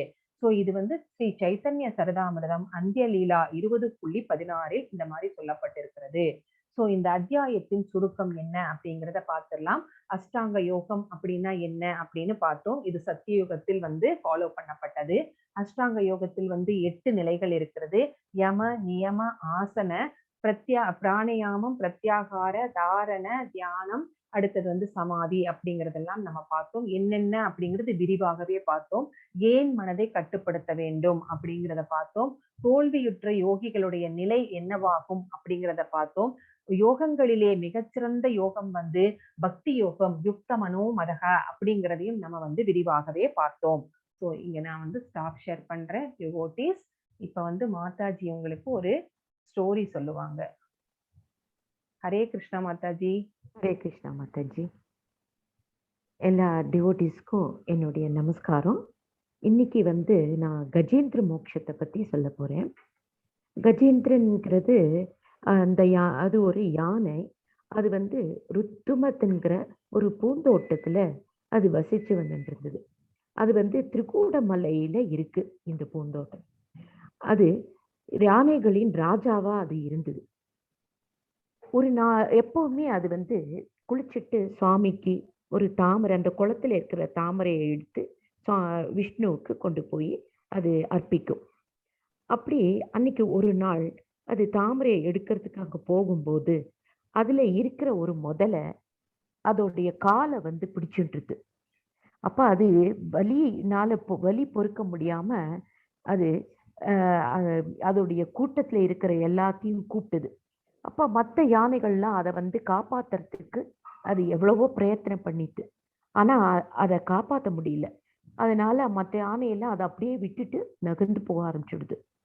அப்ப இதுக்கு வலி பொறுக்க முடியாம ஆல்மோஸ்ட் அந்த இது தன்னோட உயிர் போற நிலைமையில வரும்போது அந்த தருவாயில ஆதி மூலமே அப்படின்னுட்டு அது கத்திட்டு.